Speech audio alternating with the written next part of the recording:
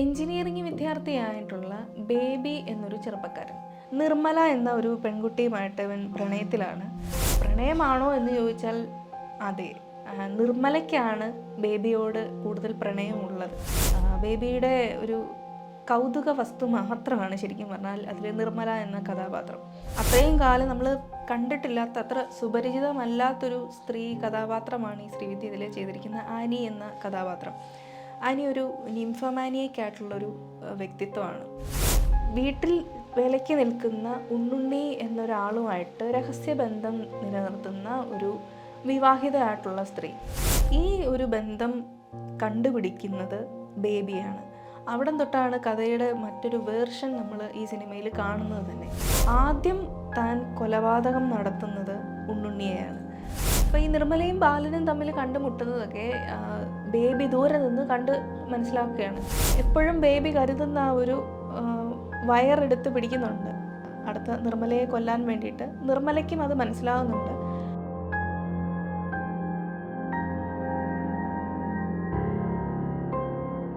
നമ്മളൊക്കെ ഇൻട്രോവേർട്ടുകളെന്ന് കേട്ടിട്ടില്ലേ? ചിലരുടെയൊക്കെ വിചാരം അതൊരു സോഷ്യൽ ആൻസൈറ്റിയുമായിട്ട് ബന്ധപ്പെട്ടതാണ് എന്നുള്ളതാണ്. മറ്റുള്ളവരുമായിട്ട് സംസാരിക്കില്ല, അതുപോലെ അല്ലെങ്കിൽ മറ്റുള്ളവരുമായിട്ട് കൂട്ടുകൂടില്ല, ഇതൊക്കെയാണ് ഒരു ഇൻട്രോവേർട്ടുകൾ എന്ന് പറയുന്നത് എന്നാണ് നമ്മുടെയൊക്കെ ധാരണ. അത് മാത്രമല്ല, നമ്മുടെയൊക്കെ കുടുംബത്തിൻ്റെ അന്തരീക്ഷം ഇൻട്രോവേർട്ടിസമായിട്ട് വളരെ ബന്ധപ്പെട്ട് നിൽക്കുന്നുണ്ട്. ഒരാളുടെ മാനസികമായിട്ടുള്ള വളർച്ചയെ അത് അങ്ങനെ ബാധിക്കുകയും ചെയ്യും. അങ്ങനെ ഉള്ള ആളുകൾ ചില സമയത്ത് സൈക്കോപാത്തുകളായി മാറാറുണ്ട്. അങ്ങനെ ഒരു വിഷയത്തെ കേന്ദ്രീകരിച്ചുകൊണ്ട് ശ്രീ KG ജോർജ് 1985 പുറത്തിറക്കിയ ഒരു സിനിമയുണ്ട്, ഇരകൾ.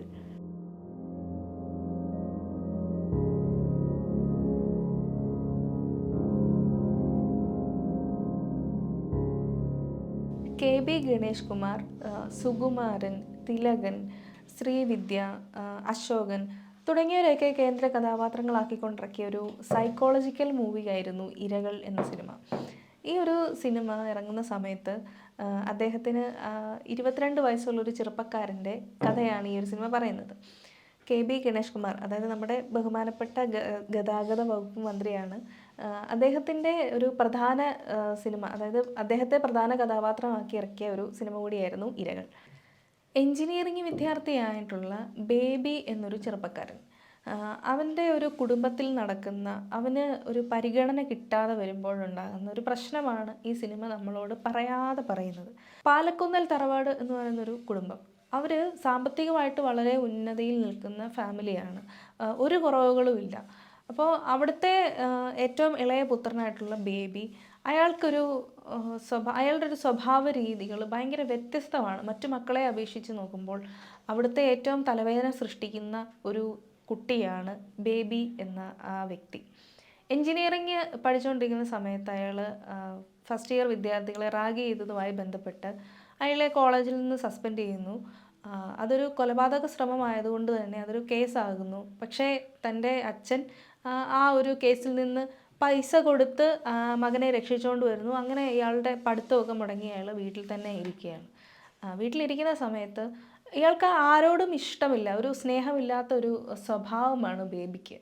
മാത്യു എന്ന മാത്തുക്കുട്ടി, അയാൾക്ക് 4 മക്കളാണുള്ളത്.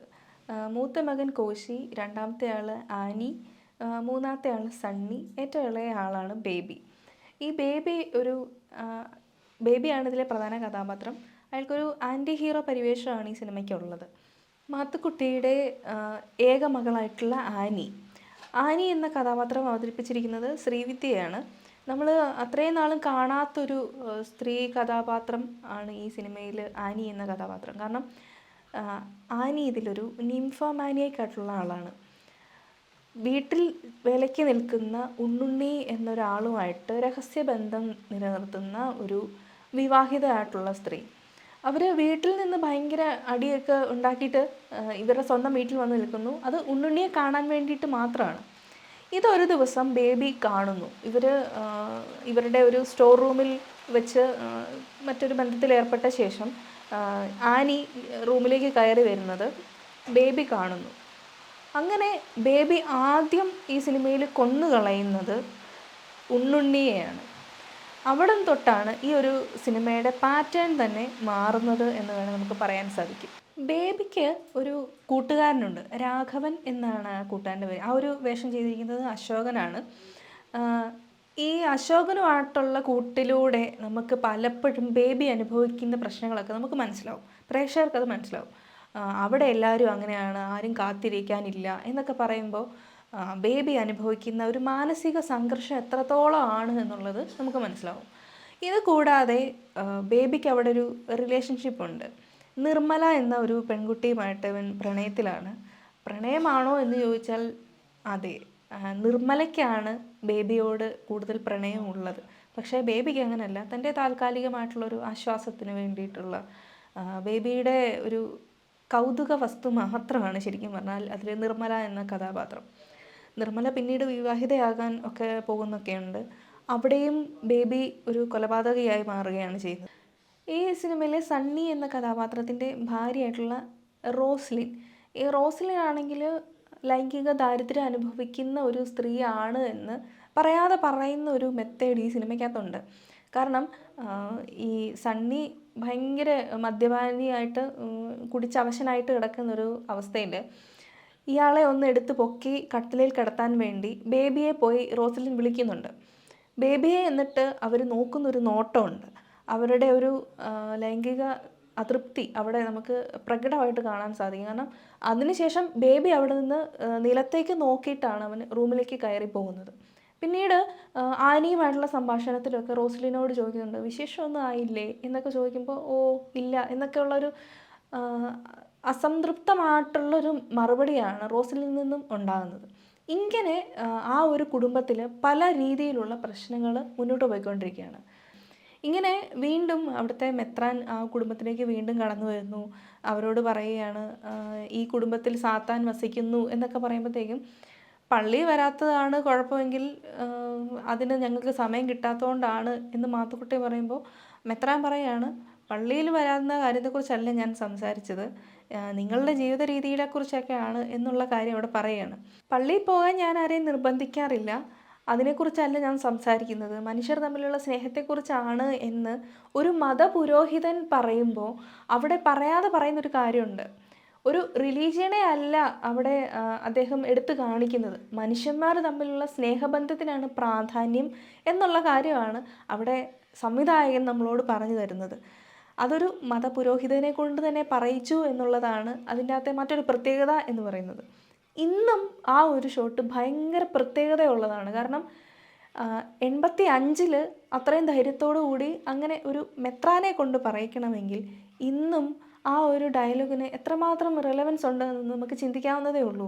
മനുഷ്യന്മാർ തമ്മിലുള്ള ബന്ധത്തിനും അവർ തമ്മിലുള്ള സ്നേഹത്തിനും ആത്മാർത്ഥതയ്ക്കുമാണ് ഏറ്റവും കൂടുതൽ പ്രാധാന്യം നൽകേണ്ടത്, അല്ലാതെ ഒരു മതത്തിനല്ല എന്ന് അവിടെ പറയാതെ പറഞ്ഞിരിക്കുകയാണ് ചെയ്തിരിക്കുന്നത്. ഇതിൽ നിർമ്മല എന്ന കഥാപാത്രം അവളുടെ വിവാഹം നിശ്ചയിച്ച് കഴിയുമ്പോഴത്തേക്കും ബേബിയോട് പറയുകയാണ്, എൻ്റെ കല്യാണം ഉറപ്പിച്ചു, ബേബി കുഞ്ഞിന് എന്നെ കല്യാണം കഴിക്കാൻ പറ്റത്തില്ലല്ലോ, ഞാൻ പോവുക, മറക്കത്തില്ല കേട്ടോ എന്നൊക്കെ പറഞ്ഞിട്ട് അവളങ്ങ് പോവുകയാണ്. പക്ഷേ അവിടെ നിർമ്മലയെ നിർബന്ധിക്കുകയാണ് ബേബി, എൻ്റെ കൂടെ വാ എന്ന് പറയും. അപ്പോൾ ഇവൾ പറയും ഇനിയും ചീത്തയാകാൻ ഞാൻ വരില്ല എന്നൊക്കെ പറഞ്ഞ് അവിടുന്ന് പോകുന്നു. അവിടെ അന്നേരം ബേബിക്കുണ്ടാകുന്നത് ഒരു വാശിയാണ്. അന്ന് അവൻ ഏതെങ്കിലും ഒരു പെണ്ണിനെ കണ്ടേ മതിയാവുള്ളൂ. ഇവൻ രാഘവനെ സമീപിക്കുന്നു, എനിക്ക് ഇന്നൊരു പെണ്ണിനെ കണ്ടേ മതിയാവത്തുള്ളൂ, അത് എൻ്റെ ഒരു വാശിയാണ് എന്ന് പറയുന്നു. ഇങ്ങനെ രാഘവനെ സമീപിക്കുമ്പോഴത്തേക്കും രാഘവൻ പറയുന്ന ഒരു രാജമ്മ എന്ന് പറയുന്നൊരു പ്രോസ്റ്റിറ്റ്യൂട്ട് അവിടെ ഉണ്ട്, നിങ്ങൾക്കൊന്നും പോകാൻ പറ്റിയ ഇടമല്ലിത് എന്നൊക്കെ പറയുന്നുണ്ടെങ്കിലും ബേബി പറയുകയാണ് എനിക്കിന്ന് ഒരാളെ കണ്ടേ പറ്റത്തുള്ളൂ എന്ന് പറഞ്ഞ് ബേബി അവിടെ ചെല്ലുന്നു. അവിടെ ചെല്ലുമ്പം രാജമ്മയുടെ കുട്ടിയും ഉണ്ട്. അയാൾക്ക് അത്ര അങ്ങോട്ട് തൃപ്തനാവുന്നില്ല. ഈ രാജമ്മയെ കണ്ടു കഴിയുമ്പോഴത്തേക്കും അയാളുടെ സകലം മൂടും പോയി എന്നൊക്കെ പറഞ്ഞിട്ട് തിരിച്ചു വരികയാണ്. ഈ തിരിച്ചു വരുന്ന വഴിക്ക് രാഘവനോട് ബേബി പറയുന്നൊരു കാര്യമുണ്ട്, എനിക്ക് ആരെങ്കിലും തന്നാൽ ഞാൻ വാങ്ങില്ല, എനിക്കത് തട്ടിപ്പറിച്ചെടുത്താലേ സന്തോഷം ഉണ്ടാവുള്ളൂ എന്നുള്ളൊരു കാര്യം ബേബി പറയാണ്. കറക്റ്റ് ബേബി എന്താണ് എന്നുള്ളത് രാഘവനോട് അവിടെ പറഞ്ഞു തീർക്കുകയാണ് ചെയ്യുന്നത്. ബേബി അടുത്തതായിട്ട് കൊല്ലുന്നത്, അടുത്ത ഇര ഈ നിർമ്മലയെ വിവാഹം ചെയ്യാൻ പോകുന്ന പയ്യനാണ്. അങ്ങനെ അയാൾക്കൊരു പലചരക്ക് കടയൊക്കെയാണ്. ബാലൻ എന്ന കടയുടമ, അയാളുമായിട്ടാണ് നിർമ്മലയുടെ വിവാഹം നിശ്ചയിച്ചിരിക്കുന്നത്.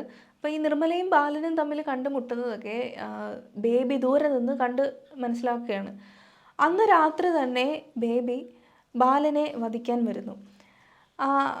താൻ എപ്പോഴും കൈ കൊണ്ട് നടക്കുന്ന ഒരു വയറുണ്ട്, അത് വെച്ചിട്ടാണ് ആളുകളെ കൊല്ലുന്നത്. അപ്പോൾ ഈ വയറുപയോഗിച്ച് ബാലനെ കൊല്ലുന്നു. അതിന് ശേഷം ഇയാളുടെ കയ്യിലുള്ള വാച്ച്, മോതിരം, കുറച്ച് പൈസ ഇതെല്ലാം കൂടി ഒരു ടവലിൽ കെട്ടി ഒരു തോട്ടിൽ കൊണ്ട് ഒഴുക്കി വിടുന്നുണ്ട്.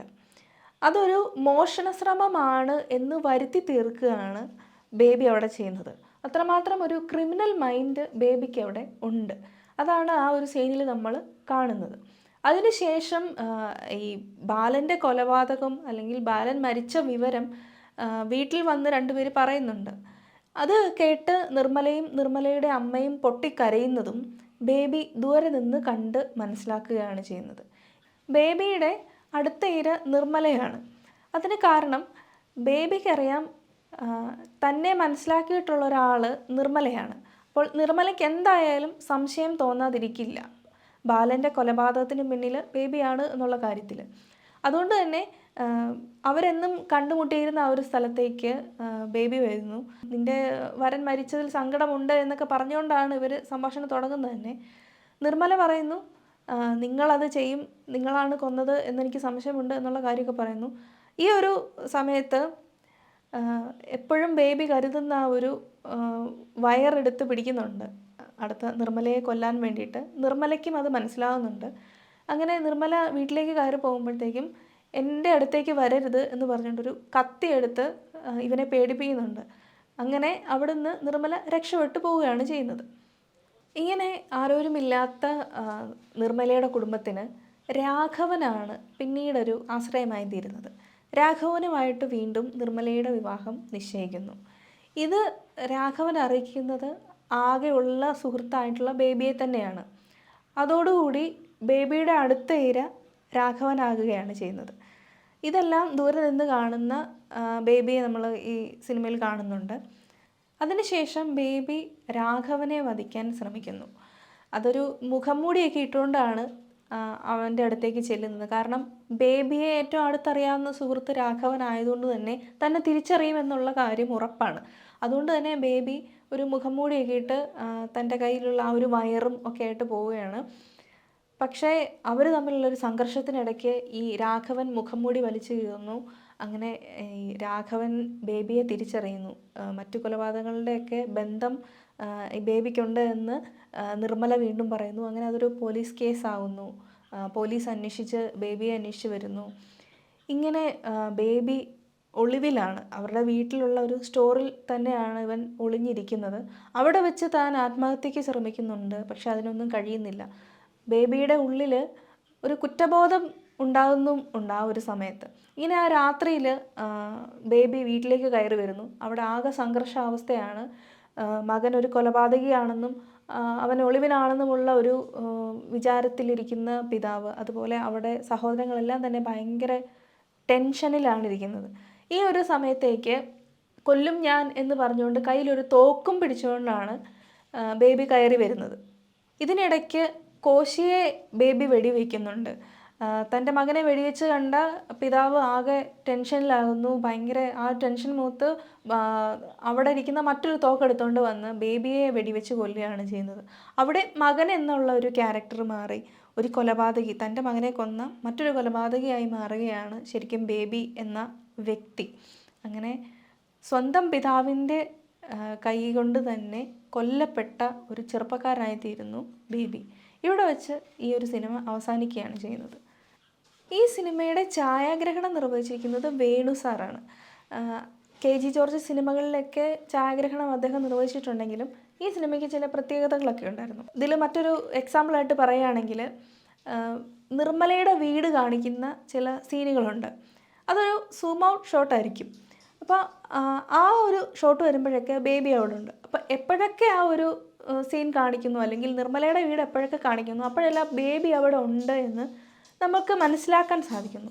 ലേറ്റ് മോട്ടീഫ് എന്നൊരു ടെക്നിക്കാണ് അവിടെ ഉപയോഗിച്ചിരിക്കുന്നത്. അപ്പോൾ ഒരേ സമയം സംവിധായകൻ്റെയും ആ ഒരു ഛായാഗ്രഹൻ്റെയും മികവ് നമുക്കവിടെ കാണാൻ സാധിക്കുന്നുണ്ട്. അവർ തമ്മിലെടുത്ത ഒരു തീരുമാനം കൂടി ആയിരുന്നിരിക്കാം അത്. ഈ സിനിമയുടെ എഡിറ്റിംഗ് നിർവഹിച്ചിരിക്കുന്നത് എൻ അപ്പു ആണ്.